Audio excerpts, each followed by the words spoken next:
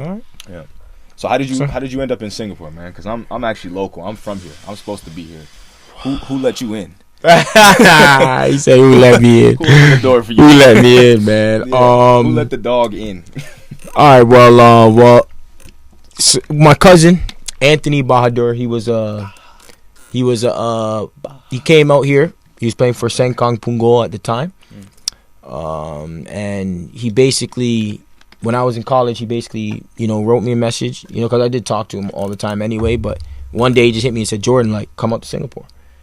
He's like, "I think you can play professional out here." You know what I'm saying? And obviously at the time, I was in JUCO, so like the aim was kind of just to go from there to university to MLS, right? But I had a direct shot to go straight to play professional. So I spoke to like my mom, and then I spoke to Mr. Jason McKenzie, and he told me no.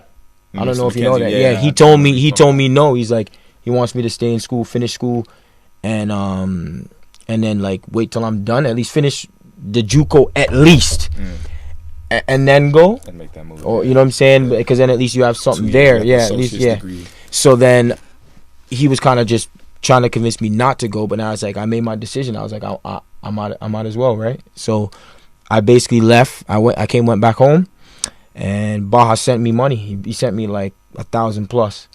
This is when, because even before that, like we had no money. I had no money, man. I was going through scraps, like like I'm sure we'll get into all that some other time. But he sent me money, and also I was playing with an amateur club out there called GS United. It's in Toronto as well. And Uncle Dave, they gave me money as well, right? So they gave me money on top of that to go and to Singapore and book my flight. So I booked my flight. I landed out there, and Baja, picked me up, and then I went to training, and that's basically how it started. Yeah. You know what I'm saying? Obviously, I got the chance when his coach Aidi Iskanda at the time. Shout out Aidi. Much love for him. If it wasn't for him, I probably wouldn't have got this opportunity.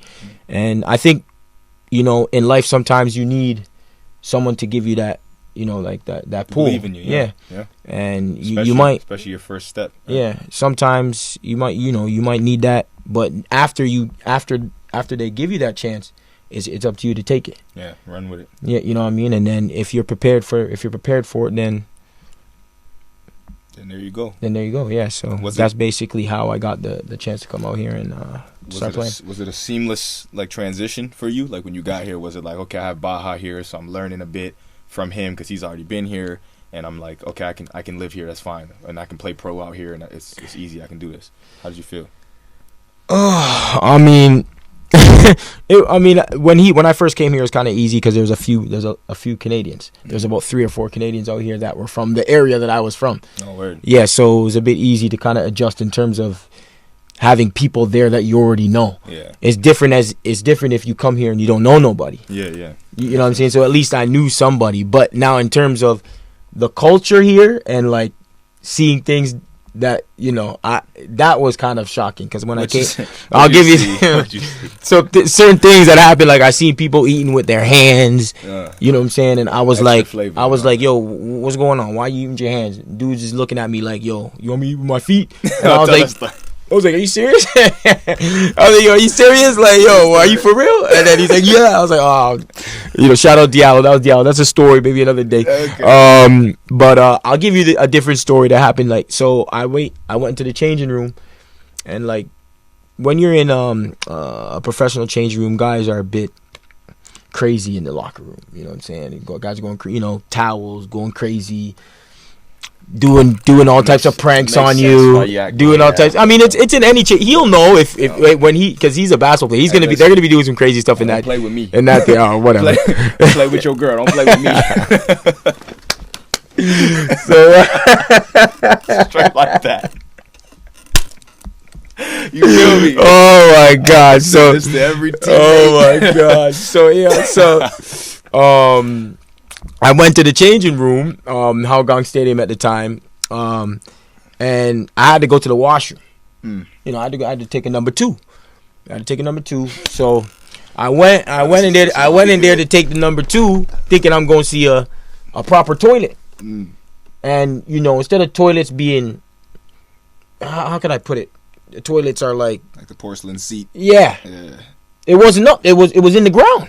So like literally, the toilet seat was it a seat? Or was it was just like exactly what toilet. Like I don't. It was weird to put, like in order for me to take the number 2.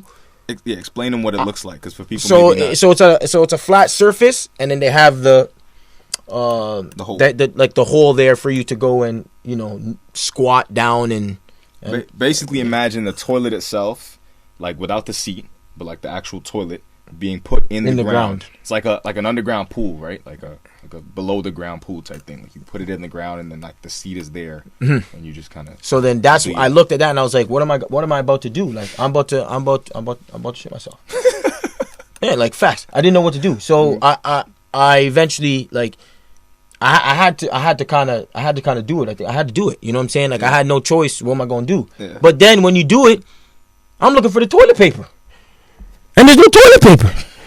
So I'm like, yo, what am I gonna do now? Right? I'm like, yo, what am I gonna do now? What was there? There was a hose. So you have to wipe. You gotta wipe yourself, or wipe yourself. You gotta clean yourself with a hose. That's the cleanest bati you've ever had.